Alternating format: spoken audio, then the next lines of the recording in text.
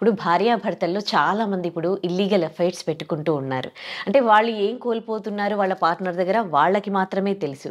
కొంతమందేమో కొంచెం ఇంకా హైఫై లైఫ్ స్టైల్‌కి అలవాటు పడి కూడా తప్పు చేసేవాళ్ళు కూడా ఉన్నారు. సో, ఇది అంటే ఈ ఈ ఈ జనరేషన్‌లో చాలా ఎక్కువగా మనము ఈ ఇల్లీగల్ అఫైర్స్ అనేవి చూడడం జరుగుతుంది. వీటిని మీరు ఎట్లా చూస్తారు? ఇది కూడా అంటే కర్మ సిద్ధాంతమేనా? లేకపోతే ఏంటి? యాక్చువల్‌గా ఈరోజు చూస్తున్నామని కాదు. ఈరోజు because of the social media ఇవన్నీ బయటికి తొందరగా స్ప్రెడ్ అయిపోతున్నాయి. ఈరోజు రేపు కెమెరా పెట్టుకొని వీడియోలు తీయటం ఒక ఫ్యాషన్ అయిపోయింది. అంటే అది పర్సనల్ లైఫ్‌లో అయినా, పబ్లిక్‌లో అయినా కూడా అందుకని బయటకొస్తున్నాయి తప్ప ఇల్లీగల్ రిలేషన్స్ అనేది ఇప్పుడని కాదు. నేను చిన్నప్పుడు మా ఊర్లో కూడా నేను అట్లాంటివి చాలా విట్నెస్ చేస్తున్నాను. మన గతంలో గాని, పురాణాల్లో గాని అట్లాంటివి బోలెడన్ని ఉన్నాయి. ఈ రోజు అనేది కాదు. ఎప్పటి నుంచో జరుగుతున్నాయి. బట్ ఈరోజు సోషల్ మీడియా ద్వారా ప్రతి ఒక్కళ్ళ మొబైల్ ఉండటం వల్ల అదొక సరదా అయిపోయింది కాబట్టి అందరూ వీడియోస్ తీసి బయట పెడుతున్నారు. ఇప్పుడు నువ్వు చెప్పినట్లు ఏదైనా ఇల్లీగల్ రిలేషన్ ఉన్నప్పుడు పోలీసులను తీసుకొని వెళ్ళటమో లేదా వాళ్ళు వెళ్ళి కొట్టేయటమో ఎంత అంటే మనిషి ఎలా తయారైపోతున్నారు నువ్వు చూడు. వాళ్ళు కొట్టుకునేటప్పుడు వీడియోలు తీయటం పోస్ట్ చేయటం ఏంటిదంతా? ఫస్ట్ అసలు రిలేషన్స్ని ఎలాగ మనం బ్యాలెన్స్ చేసుకోవాలి అని అర్థం చేసుకోవాలి. ఒకవేళ రిలేషన్ దారి తప్పుతుంది అంటే దాన్ని సరి చేసుకోవడానికి ప్రయత్నించాలి. ప్రయత్నించినా కూడా అది సరవలేదంటే ఎయిదర్ అడ్జస్ట్ అవ్వాలి లేదా విడిపోవాలి. ఇంతకు మించి ఏమైనా ఆప్షన్స్ ఉన్నాయా? రోడ్ల మీద పడి కొట్టుకోవటం కానీ, నలుగురిలో నవ్వులు పాలైపోవటం కానీ, సోషల్ మీడియాలో ట్రెండ్ అవటం కానీ ఇదంతా కూడా ఇది చెడుకి అంటే మన యొక్క అభివృద్ధి చెడు వైపు మాత్రమే వెళ్తుందని ఖచ్చితంగా చెప్పొచ్చు. జనాలు కూడా ఎట్లా అయిపోయారంటే ఎదుటి వాళ్ళ జీవితంలో ఏం జరుగుతుందన్న క్యూరియాసిటీ పెరిగిపోయింది. దీనివల్ల సైకలాజికల్గా చాలా ఇష్యూస్ వస్తాయి. ఇప్పుడు బయట వాళ్ళ జీవితంలో ఏం జరిగిందని చూస్తూ వాళ్ళ జీవితాల గురించి మర్చిపోతున్నారు. నువ్వు చూస్తే లేచిన దగ్గర నుంచి పడుకునే వరకు ఈ సోషల్ మీడియాలు ఆ వీడియోలు ఈ వీడియోలు చూస్తూ అసలు వాళ్ళు ఏం చేస్తున్నారు? అన్ని జన్మల్లో కల్లా మానవ జన్మ చాలా గొప్ప జన్మ. ఎందుకంటే జీవరాశులన్నిటిలో కూడా మానవుడు మాత్రమే తన మేధస్సుని తన శరీరాన్ని వాడుకొని ఏదైనా చేయగలడు. కాబట్టి మనిషి జన్మ ఎత్తినప్పుడే ఫస్ట్ దాన్ని రెస్పెక్ట్ చేయాలి. సో ఈ జన్మలో ఏం చేయాలి అని చిన్నప్పటి నుంచి మనం ఒక క్లారిటీతో ప్రయాణం చేయాలి.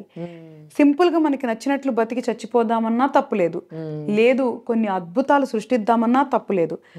మనము ఈ శరీరంలో ఉన్నప్పుడే చాలా చాలా చెయ్యొచ్చు.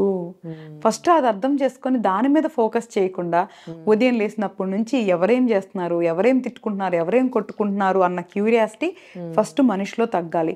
సో ఫస్ట్ సోషల్ డీటాక్స్ అనేది ప్రతి మనిషి అలవరుచుకోవాలి. తర్వాత కమింగ్ టు ఇల్లీగల్ రిలేషన్స్ అసలు ఎందుకు వస్తున్నాయి అంటే అవగాహన లేక, అర్థం చేసుకోలేక. ఇప్పుడు నేను ఏదైతే చెప్పానో చిన్నప్పటి నుంచే మనం ఎందుకు పుట్టాము, అసలు మనం ఎలా బతకాలి అనే క్లారిటీ ఉంటే ఒక రిలేషన్కి వెళ్ళేసరికి మనకు ఒక అర్థం చేసుకొని ఉంటాం కాబట్టి మనకి ఏం కావాలి అనేది ఒక అవగాహన ఉంటుంది. ఎందుకు పెళ్లి చేసుకుంటున్నాం అనేది ఒక ఆలోచన ఉండాలి. అంటే అవసరానికి పెళ్లి చేసుకుంటున్నాం అంటే either physical are mental needs కోసం పెళ్లి చేసుకుంటున్నాం. సో చేసుకుంటున్నప్పుడు ఏంటి ఎక్స్పెక్టేషన్స్ పెట్టుకుంటున్నాము అనేది కూర్చొని ఫస్టే ఒకరికొకరు సెట్ చేసుకోవాలి. ఇది నా మెంటాలిటీ, నేను కొంచెం సున్నితమైన మనసు ఉంది నాకు, లేదా నాకు కొంచెం హార్డ్ మెంటాలిటీ ఉంటుంది, నేను ఇలా పట్టించుకుంటాను, ఇలా పట్టించుకో, నేను ఇలా చేస్తాను, ఇలా చేయను, ఒకరికొకరు కూర్చొని ఓకే ఈ మనిషి ఇలా ఉంటాడు అని యాక్సెప్ట్ చేసి దానికి ఇష్టమైతే నువ్వు ప్రయాణం చేయాలి. మనం ఏమి ఎక్స్పెక్ట్ చేస్తామంటే ఎదుటి మనిషి మన కోసం మనకి నచ్చినట్లు మారిపోవాలనుకుంటాం. అది జరగదు ప్రాక్టికల్గా. మనమే ఒకరికొకరం భార్యాభర్తలు ఏం చేయాలంటే ఒకరిని ఒకరు వాళ్ళ పర్సనాలిటీని యాక్సెప్ట్ చేయాలి. ఎక్స్పెక్టేషన్స్ లో పెట్టుకోవాలి. ఉన్న టైంలో సంతోషంగా ఉండాలి. ఒకరికి ఒకరు ఏం చేయగలరో వితౌట్ ఎక్స్పెక్టేషన్ అన్కండిషనల్గా ఉండాలి. మనది ఎట్లా అయిపోతుందంటే మ్యారేజ్ అంటేనే ఒక ఎక్స్పెక్టేషన్ బౌండరీ, డే 1 నుంచి ఒక ఎక్స్పెక్టేషన్ బౌండరీ ఉండిపోతుంది. అలాంటి పెట్టుకోకుండా చాలా స్మూత్గా జర్నీ అవటానికి కూర్చొని ప్రాపర్గా మాట్లాడుకోవాలి. ఒకసారి ఎక్కడన్నా ఈగో ట్రిగర్ అయినప్పుడు ఎదుటి మనిషి అర్థం చేసుకొని కూర్చొని అర్థమయ్యేలాగా చెప్పాలి. ఒకవేళ కోపంలో మాట తూలినా తర్వాత మళ్ళీ కూర్చోబెట్టి ఏదో ఎమోషనల్ అలా అనేసాను, నా ఇంటెన్షన్ అది కాదు అని చెప్పుకోవాలి. ఈ మాట్లాడుకోకపోవటం అంటే కమ్యూనికేషన్ గ్యాప్స్ వల్లే ప్రతి రిలేషన్లో ప్రాబ్లమ్స్ వస్తున్నాయి. కాబట్టి ఫస్ట్ కమ్యూనికేషన్ అంటే మాట్లాడుకోవాలి. తర్వాత 2 మనం రిలేషన్లో ఏం ఎక్స్పెక్ట్ చేస్తున్నాం ముందే ఒకరికొకరు అది అర్థం చేసుకొని ఆ రిలేషన్లోకి ఎంటర్ అవ్వాలి. ఒకవేళ తర్వాత సంతోషంగా లేము ఏదో ఒక రీజన్తో, అది మెంటల్ ఆర్ ఫిజికల్ రీజన్తో మనం సంతోషంగా లేము అనుకున్నప్పుడు ఏం చేయాలి అంటే అది కూడా కూర్చొని ఎక్స్ప్లెయిన్ చేయాలి. సో ఎప్పుడన్నా వాళ్ళ అన్సాటిస్ఫాక్షన్ ఉంటే అంటే మానసికంగా కానీ శారీరకంగా కానీ కూర్చొని మాట్లాడుకోవాలి. Majority of wife and husbands physical రిలేషన్స్లో ఉన్న ప్రాబ్లమ్స్ గురించి మాట్లాడుకోరు. వాళ్ళ మధ్య ఉన్న ఏదైతే రొమాంటిక్ రిలేషన్ ఉంటుంది కదా, ఒకవేళ అన్సాటిస్ఫాక్షన్ ఉన్నా లేదా వాళ్ళు ఏదైనా కోరుకున్నా ఎప్పుడు ఓపెన్ అప్ అయి మాట్లాడుకోరు. దానివల్ల ప్రాబ్లం వస్తుంది. వాళ్ళు ఏం చేస్తారు తెలుసా, ఇక్కడ భార్య భర్త నుంచి కానీ భర్త భార్య నుంచి కానీ ఏదన్నా పొందలేనిది ఉంటే ఇక్కడ ఓపెన్ అప్ అవ్వకుండా ఈ ఏదో మొక్కమాటం సిగ్గుతో ఇక్కడ మాట్లాడకుండా అవి బయట సీక్ చేస్తారు. ఇది ఫస్ట్ ప్రాబ్లం అనమాట, మేజర్గా ఫిజికల్ రిలేటెడ్గా. రెండోది ఏంటి అంటే మానసికంగా, అంటే భార్య భర్తతో కానీ భర్త భార్యతో కానీ మాట్లాడుకునే సమయం కేటాయించినప్పుడు వాళ్ళు లోన్లీగా ఫీల్ అయ్యి అదే టైంలో ఖాళీగా ఉండే వాళ్ళతో మాట్లాడి అన్నెసరీగా ఇక్కడ నుంచి వేరే చోటకి డైవర్ట్ అయ్యేది ఎమోషన్కి చాలా ఛాన్స్ ఉంటుంది. కాబట్టి రిలేషన్లో ఉన్నప్పుడు ఫస్ట్ గ్రాంటెడ్గా తీసుకోవద్దు. భార్య భర్తలు ఇద్దరికి కూడా వర్తిస్తుంది, ఆడమగ ఇద్దరికి వర్తిస్తుంది. వాళ్ళు గ్రాంటెడ్గా తీసేసుకుంటారు. గ్రాంటెడ్గా తీసుకోవద్దు. మనిషి ఆలోచనలు మారుతూ ఉంటాయి, అవసరాలు మారుతూ ఉంటాయి, వయసు బట్టి లేదు అంటే హార్మోనల్ చేంజెస్ అవుతూ ఉంటాయి. కాబట్టి కూర్చొని ఎప్పటికప్పుడు ఎవాల్యూషన్ చేసుకోవాలి, అనలైజ్ చేసుకోవాలి. ఆ సిగ్గు బిడియాల్లోంచి బయటకు వచ్చి భార్య భర్తలు ఓపెన్గా మాట్లాడుకోవాలి. అక్కడప్పుడు ఎవరిదైతే ఫాల్ట్ ఉంటుందో దాన్ని కరెక్ట్ చేసుకోవాలి. నేనేమంటానంటే వీళ్ళిద్దరూ వర్కౌట్ చేయకుండా థర్డ్ ఆప్షన్ చూసుకోవటం అనేది చెడు కర్మ. అది ఎటువంటి రిజల్ట్స్ ఇవ్వదు. దానివల్ల ఒక్క నిమిషం మనం ఆలోచించండి, భార్యకు తెలియకుండా భర్త ఫోన్లు మాట్లాడాలన్నా, భర్త తెలియకుండా భార్య ఫోన్లు మాట్లాడాలన్నా దాంకొని మాట్లాడాలి, హైడ్ చేయాలి, డిలీట్లు చేయాలి, తెలియకుండా కలవాలి. ఎక్కడ ప్లెజర్ ఉంది నాకు అర్థం కావట్లేదు. సైకలాజికల్ ఇష్యూస్ ఇవన్నీ. అంటే అలా చేసి కూడా ఇంకా ప్లెజర్ పొందాలనుకుంటున్నారంటే they have some psychological issues అంటున్నా. So wake up. సో మైండ్ని ప్రాపర్గా ట్యూన్ చేసుకోవాలి. సో ఏం చేస్తున్నాం, మనం ఏం ఆలోచిస్తున్నాం, కంట్రోల్లో ఉండాలి. ఫస్ట్ ఉన్న మనిషితో మనం సంతోషంగా ఉండగలమా లేదా అనేది ప్రయత్నించండి. ఆ మనిషిని మార్చుకోవడానికి ప్రయత్నించండి. అప్పటికి వర్కౌట్ అవ్వలేదా గౌరవంగా కూర్చొని చెప్పండి. నిజంగా దమ్ము ధైర్యంగా అప్పుడు మీరు ఇక్కడ వదిలేసి వేరే చోట మొదలు పెట్టుకోండి. అంతే తప్ప ఒక మనిషిని మోసం చేస్తూ ఇంకో మనిషితో ఉండటం అనేది చాలా పెద్ద చెడు కర్మ. కాబట్టి అలాంటి పనులు చేయొద్దు. నలుగురిలోకి వెళ్ళి నవ్వులు పాలవ్వద్దు. ఇట్లా పబ్లిక్లో వీడియోస్ షేర్ చేయొద్దు. ఇంకొకటి ఏంటి అంటే ఇప్పుడు ఇలాగ ఇల్లీగల్ రిలేషన్ బయటకు వచ్చినప్పుడు సపోజ్గా ఒక అబ్బాయి ఒక అమ్మాయితో ఉన్నాడు. మనం రీసెంట్గా చాలా వీడియోస్ చూస్తున్నాం. ఆ భార్య వెళ్ళిపోయి అమ్మాయిని కొడుతూ ఉంటుంది. ఏంటి అసలు చెప్పు నువ్వు? అది అవకాశం ఇచ్చింది నీ భర్త. నీకు చేతనైతే నీ భర్తను కంట్రోల్లో పెట్టుకో, లేదా తీసుకెళ్లి వాడిని కొట్టుకో, లేదంటే అబ్బాయి మీద కంప్లైంట్ పెట్టుకో. నువ్వు వేరే చోటకెళ్ళి అధికారం నీకు లేదు. యాజ్ పర్ లా కూడా వేరే చోటకెళ్ళి అధికారం నీకు లేదు. ఏ లాలో కూడా, ఏ ప్రజాస్వామ్యంలో కూడా నీ భర్త తప్పు చేస్తే నువ్వు ఆ ప్లేస్కి వెళ్ళి వాళ్ళ మీద మానసికంగా కానీ శారీరకంగా కానీ దూషించే అధికారం నీకు లేదు. యాజ్ పర్ లా కూడా లేదు. You can enquiry with any lawyer. వాళ్ళకి ఏ హక్కు ఉందంటే వాళ్ళ భర్త కానీ భార్య కానీ చీటింగ్ చేస్తే దానికి ఆధారాలు సబ్మిట్ చేసి లా ప్రకారం వాళ్ళు విడిపోవటమో కలిసి ఉండటమో చేసుకోవచ్చు తప్ప కలిసి ఉండాలి అంటే లాలో ఉండదు. కాబట్టి అది పెద్ద మనుషుల మధ్య కూర్చోబెట్టి అన్అఫిషియల్గా మాట్లాడుకొని చేసుకోవాలి తప్ప నువ్వు వెళ్ళిపోయి డైరెక్ట్గా అటాక్ చేస్తానికి లేదు. ఈ రోజు అమ్మాయి మీద అటాక్ చేస్తావు, రేపు ఇంకో అమ్మాయి వచ్చింది చేస్తావా, తర్వాత ఇంకో అమ్మాయి వచ్చి చేస్తావా?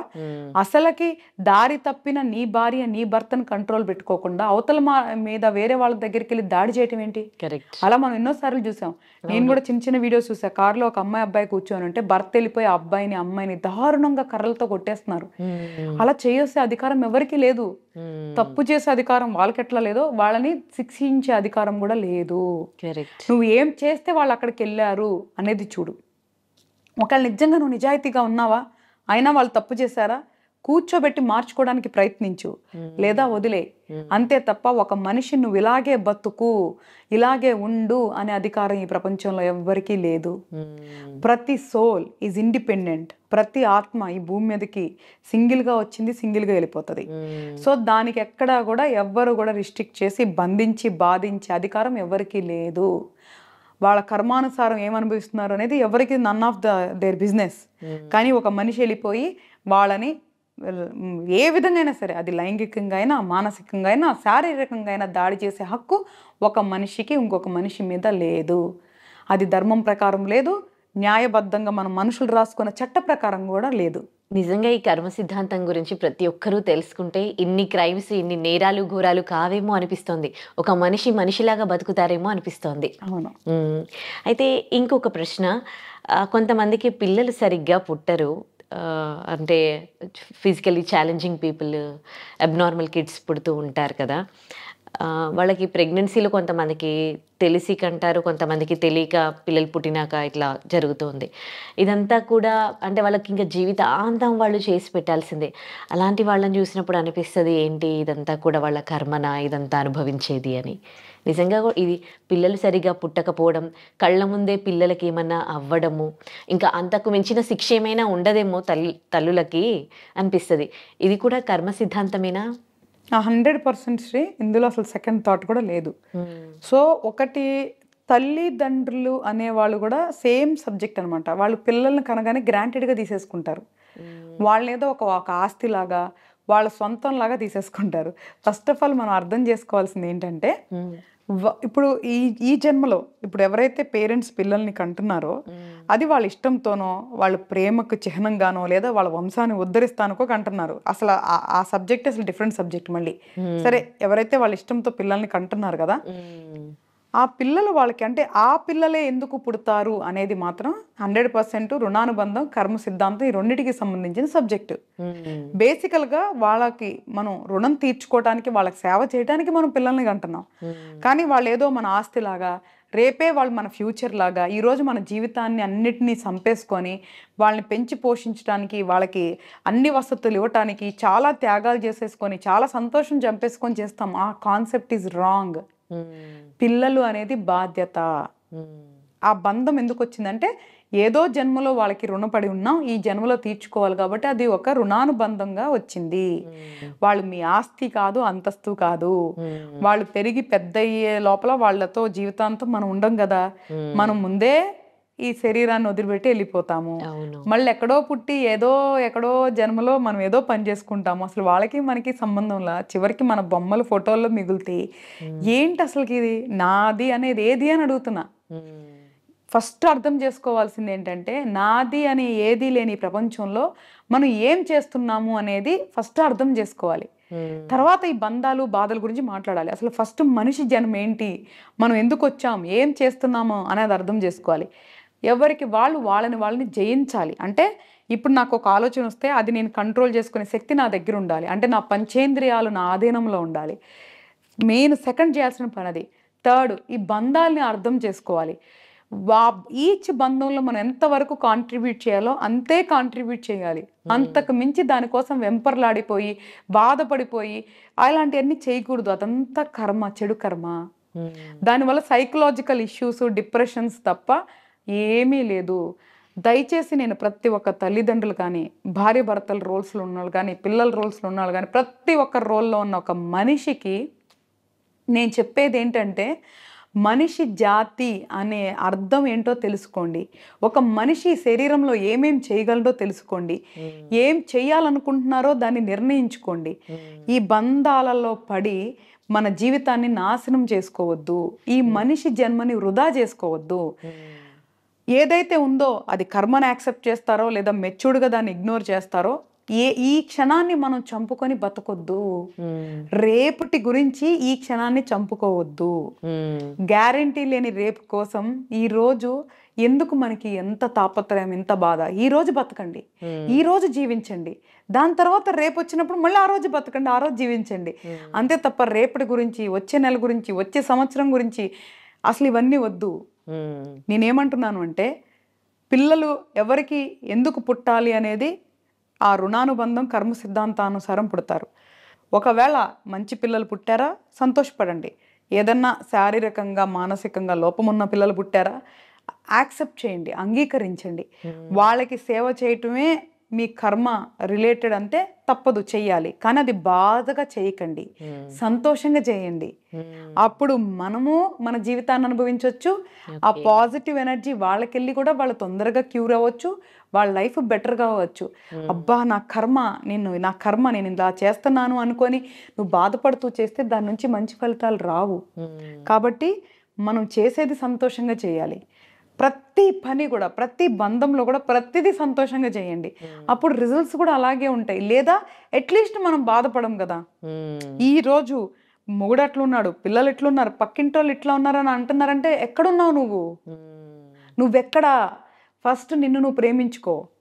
నీ జీవితాన్ని, నీ శరీరాన్ని, నీ మైండ్ని ఫస్ట్ ట్యూన్ చేసుకో. అప్పుడు ఈ బంధాలు నిన్నేమి చేయలేవు. కర్మ కూడా మనల్ని బాధించలేదు.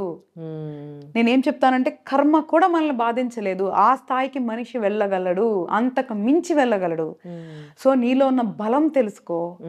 నీ బలహీనత నుంచి నువ్వు బయటికి రా. సో అప్పుడే మనం ఈ శరీరంలో కొన్ని అద్భుతాలు సృష్టించవచ్చు. ఓకే.